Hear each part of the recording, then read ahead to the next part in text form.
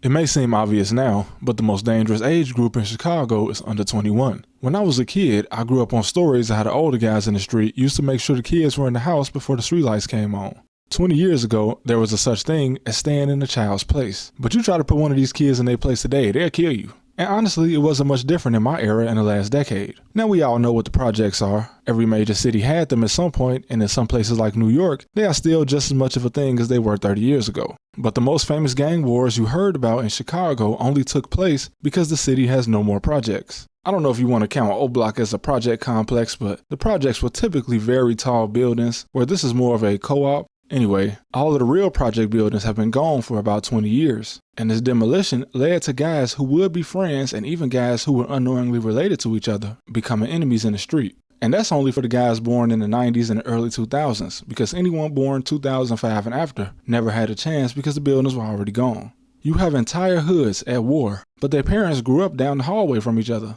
But the kids don't know that. If you're from the South Side especially, you know what I mean when I say that I've met so many people my age only to find out that my mom or my uncle or my dad grew up with one of their family members in the projects. For instance, one of my homies from high school kicked it with the man all through high school, all 4 years. We dodged bullets together, we did something stupid and got locked up together when we were 18. This was my dog. One day, my mom went to the funeral of one of her friends from the projects, but when she got there, she saw my homie sitting in the church, and she said, "Hey, what you doing here?" And he said, "This is my grandfather's funeral." And we just never knew that our families knew each other. And when I was still a stoner back in the day, my next door neighbor was the plug. This still my homie to this day, but turns out his mom and my aunt were best friends, and we didn't even know. But that's because the projects were on their way out when we were kids. But during our parents' childhood, the projects were full. And these were massive buildings. Today, you have multiple neighborhoods in Chicago that all descended from one building. But here's where it stops being fun. You know how hard-headed teenagers are. And unfortunately, once the buildings went down, these families moved into neighborhoods that already had families. Some kids from the projects were good kids, went on to make something of themselves. And some of them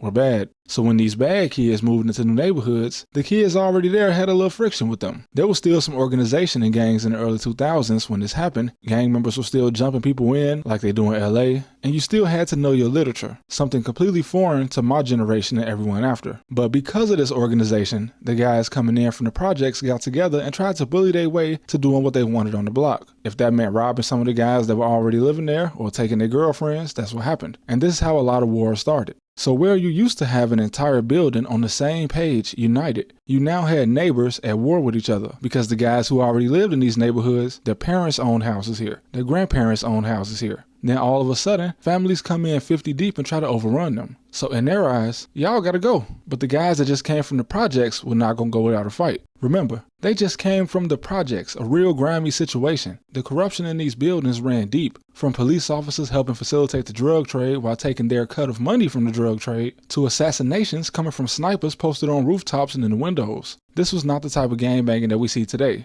These were mafias, so it didn't take long for blood to shed when they moved to a new neighborhood. And that's just how it was. You had black families that were above the poverty line, both mom and dad in the house coexisting in their neighborhoods. But then all of a sudden, you have guys whose parents were either dead or on drugs due to how things went in the projects. You got people coming out of there that had been fending for themselves since they were little with something to prove moving into these areas. And like I said before, it wasn't all of them. I have a huge family that came from the projects, and most of them were not gang members. We got multiple college degrees in my family coming out of the projects, including my mom and her sisters. One helped build schools on the south side, and the other one managed to get her master's degree. And my uncle was a medic in the Navy. But it only takes a small group of people doing bad to change the whole area. Look at these two pictures. If you're not familiar with the early drill rap scene that was intertwined with the gang wars happening between 2012 and 2018, then you may be wondering who these little boys on the screen are. On the left here is L.A. Capone, a guy that would have been as famous as King Von in hip-hop had he not died at 17. And on the right here is Tuka. Tuka, if you need me to explain, is a 15-year-old kid that was killed at a bus stop in 2011. And he would end up being disrespected all over the world because Chief Keef and everyone associated with L.A. Capone would disrespect him, and his name is where smoking on someone to disrespect the dead came from. If you notice, this kid is in pictures with both of them. It might not seem significant, but both L.A. and Tuka are dead, and their friends have killed each other over the disrespect of their memories. Now, it's kind of unclear who this kid is, but he could likely have family ties to both of them. Tuka also has a friend named FBG Butter, who you might have seen on his press run doing interviews before he went back to jail. And his mother and L.A.'s mother were so close that as babies, these two sat next to each other in their car seats. My mama said I can't speak on L.A. They knew each other? I used to sit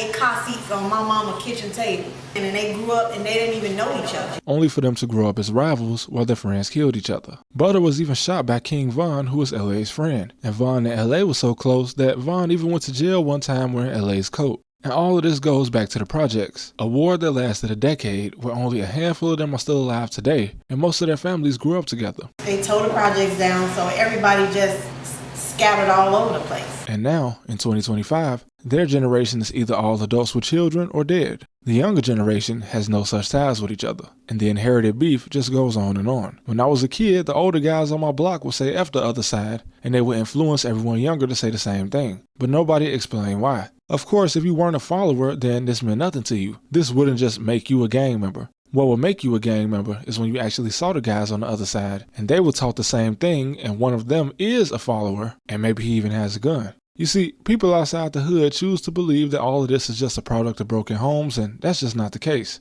My family is huge and loving, and so were a lot of people's families. But when me and my friends ran into the kids across the main street that did come from a broken home, and he had a gun, the police won't save you, so at some point you gotta stand on your own. When I was 12, I got smacked by a car in a hit and run, and when I got to the hospital, the police asked me what kind of car it was. I said I thought it was a black Buick, but I couldn't remember. Then the police told me, don't worry about it, we won't find it anyway. So, it doesn't matter if you had a stable home, because no matter where you are, there's always going to be a kid that didn't have a stable home. And if he tries to kill you, well, you can hide and call the police like you live in the suburbs, but they won't come. So you make your own decision on what you do. Like I said, these type of kids made up a small percentage of the hood, but all it takes is one. There have been kids that went from trading Pokemon cards to being shooters because they were pushed. And when it comes to kids with weapons, your parents can't save you. I know I wouldn't want my mom in the middle of anything I had going on. And once these migrations took away all the order and gangs, the older guys had no more power. You know, the ones that used to tell the kids to go in the house.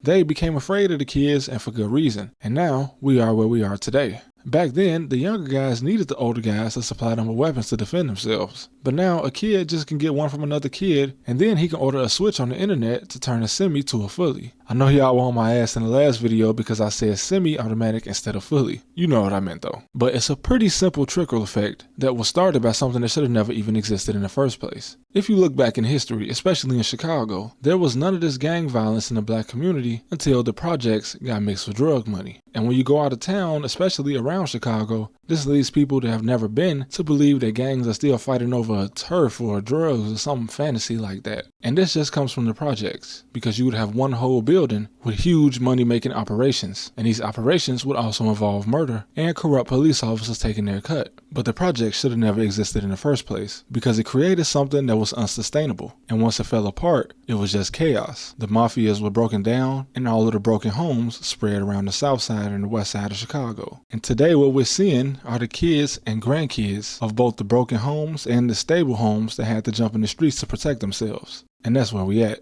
Now, since we almost hit 100K, I've been thinking long and hard about doing a very long video for a 100K special. So let me know what you guys want to see. But thank y'all for watching, man. I love you guys. It is kind of therapeutic talking about my past in Chicago and just about Chicago, period. But thank you for the support, and I'll see y'all next time.